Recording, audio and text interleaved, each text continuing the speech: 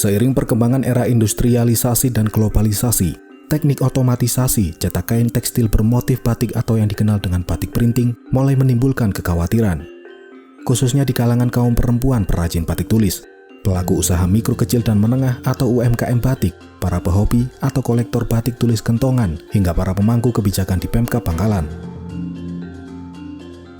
Secara temurun, batik tulis kentongan menjadi salah satu masterpiece atau karya agung jemari kaum perempuan di Kecamatan Tanjung Bumi, Kabupaten Bangkalan.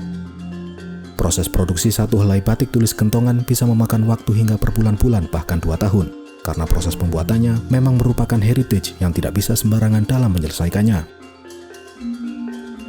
Tidak salah kemudian, batik tulis kentongan menjelma sebagai karya yang berkualitas halus, memuat filosofi mendalam dalam setiap gores motifnya, dan menjadi simbol identitas secara temurun masyarakat Kabupaten Bangkalan, khususnya kaum perempuan Kecamatan Tanjung Bumi. Saya membuka usaha ini berawal dari rasa cinta dengan kebudayaan Madura, utamanya kebudayaan Bangkalan dalam hal ini batik. Jadi berawal dari itu, akhirnya saya membuka usaha ini, Mas. Tujuannya yang pertama yaitu ingin melestarikan batik tulis Bangkalan, terutama yang kentongan. Kemudian juga selain mencari keuntungan, kami juga ingin melestarikan kebudayaan, terutama tentang batik tulis Bangkalan, yaitu batik kentongan. Karena kalau tidak ada yang melestarikan, siapa lagi yang akan melestarikan? Terutama dengan adanya perputaran ini kebudayaan dan batik ini, Mas. Ada batik tulis biasa, batik tulis yang kentongan tadi, kemudian ada semi tulis, ada cap, dan lebih-lebih adanya printing. Printing itu bukan batik, tapi berawal karena rasa cinta, Nyonya Supik Amin mulai dikenal sebagai seorang perempuan yang mempunyai kepedulian tinggi terhadap eksistensi batik tulis kentongan di tahun 1989. Meski kala itu usianya masih 28 tahun, namun ia sudah dipercaya oleh para perajin batik tulis untuk menerima pesanan batik tulis kentongan dari berbagai daerah di tanah air. Dari situlah, Nyonya Supik Amin secara perlahan mendirikan Tresna Art hingga resmi berizin di tahun 2005. Tresna Art bukan semata sebuah galeri batik yang concern terhadap eksistensi batik tulis kentongan, namun juga melakukan pemberdayaan terhadap para perajin batik tulis kentongan dari Kecamatan Tanjung Bumi hingga edukasi membatik kepada para pelajar. Setiap hari Sabtu dan Minggu, ia selalu menghadirkan 2 orang perempuan perajin batik tulis dari Desa Pasaseh, Kecamatan Tanjung Bumi di galerinya untuk memproduksi batik tulis kentongan. Hal itu dilakukan sebagai upaya mengenalkan setiap detail proses produksi batik tulis kentongan kepada para pengunjung galeri. Nyonya Supik Amin menjelaskan, motivasi membuka galeri Tresna Art memang berawal dari rasa cinta terhadap kebudayaan Madura, terutama berkaitan dengan kebudayaan batik tulis kentongan sebagai simbol dan warisan masterpiece para serikandi-serikandi Kabupaten Bangkalan. Tapi itu, dengan adanya printing itu, kalau tidak ada yang melestarikan batik tulis ini, nanti akhirnya akan punah. Karena dengan adanya printing, itu nanti punah, dan kemudian pengrajin saya akan bekerja apa kalau sudah tidak ada yang melestarikan, seperti itu. Kentongan merupakan proses pewarna dari bahan alami yang dilakukan dengan cara merendam kain ke sebuah kentong berukuran besar. Pembuatan sehelai kain batik kentongan bisa memakan waktu hingga 6 bulan atau bahkan 1 tahun hingga 2 tahun. Hal itu dikarenakan satu proses pewarnaan pada satu motif batik bisa memakan waktu rendam selama 1 bulan. Sehingga batik tulis kentongan tidak bisa diproduksi secara masif dan singkat, seperti halnya batik printing. Kehalusan dan warna cerah menjadi ciri khas batik tulis kentongan. Semakin lama, warna kontras dari batik legendaris ini semakin terang karena pewarnaannya menggunakan bahan-bahan alami dari tumbuhan. Batik-batik tulis kentongan kuno atau lawasan berusia di atas 100 tahun hingga 200 tahun tersimpan rapi pada salah satu lemari khusus di galeri Tresna Art. Meski berusia kuno, motif maupun warna kain batik masih tampak cerah. Hanya ada sedikit robekan pada kain karena mulai sedikit lapuk. Motif-motif batik kuno itu tampak anggun dan terkesan mewah. Di antaranya gabungan 2 motif sekaligus, yakni motif kaper atau kupu-kupu dan daun membeh yang selalu menjadi sasaran para kolektor batik. Ada yang ratusan tahun, Mas, ini ratusan tahun. Saya ini beli ke cucunya sekarang sekitar 70 tahun usianya. punya neneknya, bisa dihitung. Iya. Berarti usianya lebih dari 100 itu Bu ya? Lebih 100 tahun, mungkin 200 tahun ada, Mas. Motifnya motif berawan, kemudian mata ikan, ada 2 motif. Berawan dan mata ikan ya? Ya, selingkuh kalau sekarang disebut selingkuh, kalau dulu short suri. Bu, itu kondisi kainnya seperti apa Bu? Masih bagus, Mas. Juga pewarnaan masih cerah Bu ya? Iya, kan kalau dulu tuh tidak ada pewarna kimia, semuanya warna alam. Tidak salah jika kemudian harga satu helai maupun satu sarimbit atau satu setel yang terdiri dari sarung, kemeja, dan selendang batik tulis kentongan harganya bisa mencapai puluhan juta rupiah. Ia menambahkan, para pengunjung galeri Tresna Art kebanyakan berasal dari luar daerah di seluruh Indonesia untuk kebutuhan batik tulis berkualitas.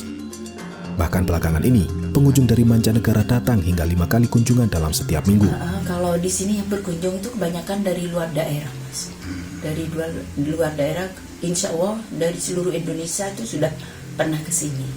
Terutama yang dari mancanegara juga akhir-akhir ini sudah sering, seminggu itu kadang-kadang ada 5 kali mungkin ada.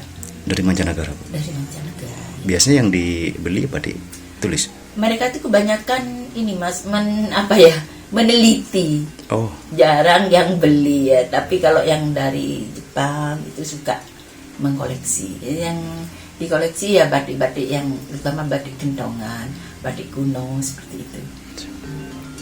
Hingga saat ini, jumlah perajin batik tulis yang telah dirangkul dan diberdayakan oleh Nyonya Supik Amin lebih dari 30 orang.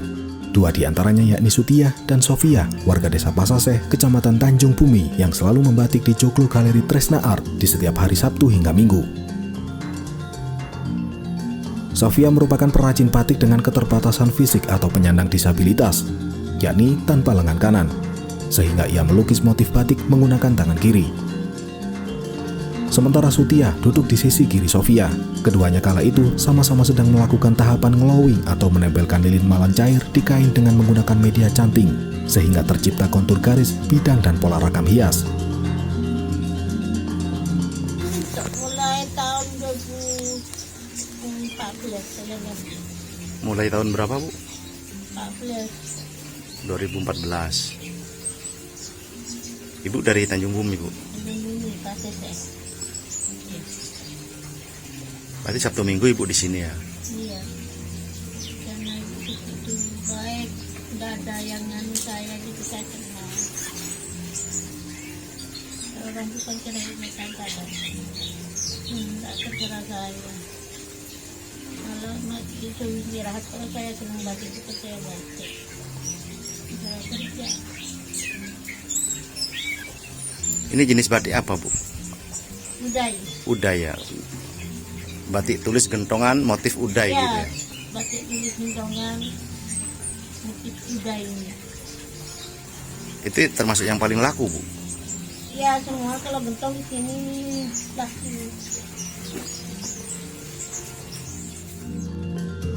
Melalui proses pembuatan yang rumit dan lama, tidak salah jika kualitas batik tulis kentongan mendapat tempat tersendiri di hati para pecintanya yang memang mayoritas kaum perempuan. Kehalusan dan warna cerah tetapi tidak norak merupakan ciri khas batik tulis kentongan. Sebagaimana koleksi batik-batik tulis kentongan milik Haji Wasila, warga Jalan Sidangkap, Kelurahan Melacah, Kota Bangkalan. Kan memang yang membatik itu apalagi gentongan ya, itu dengan telaten perempuan itu mencari nafkah mereka, kemudian membatik itu bagi saya hasilnya sangat halus, kemudian walau nggak bisa diukur dengan harga. Kalau udah gentongan saya suka, pasti saya koleksi gitu. Sebagaimana perempuan yang lahir di lingkungan para perajin batik tulis, benih-benih cinta terhadap keanggunan batik tulis kentongan telah bersemi secara alami sejak dirinya masih berusia remaja hingga saat ini. Rasa cintanya pun semakin tumbuh dan turut melestarikan budaya batik tulis kentongan yang dikerjakan secara telaten oleh para perempuan sebagai upaya mencari nafkah dari menulis batik untuk tambahan penghasilan keluarga. Memang saya lahir di sekitar pengrajin batik juga terutama, terus saya memang suka seni juga. Kalau batik saya pilih-pilih ya, bangga. Jadi kalau kemana-mana gitu misalnya ada acara atau apa, ketika kita memakai batik itu menambah kepercayaan diri.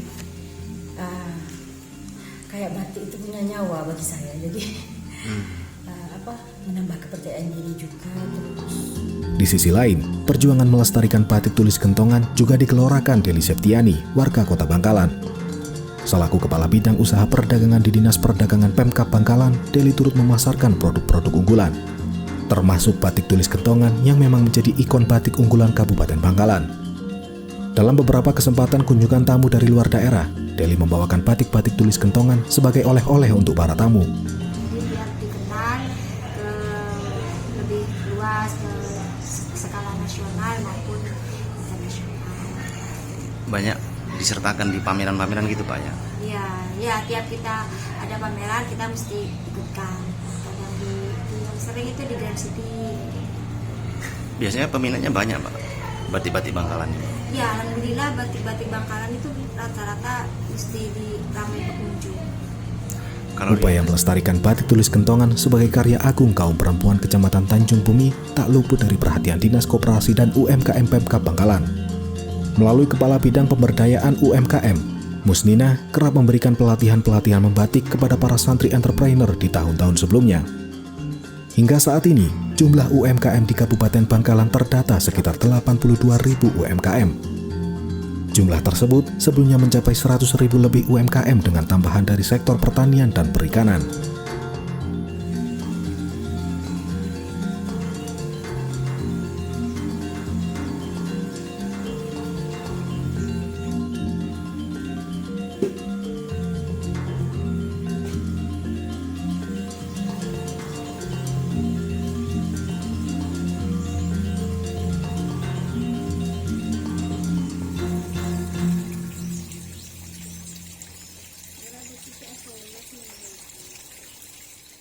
Download Tribun X sekarang, menghadirkan lokal menjadi Indonesia.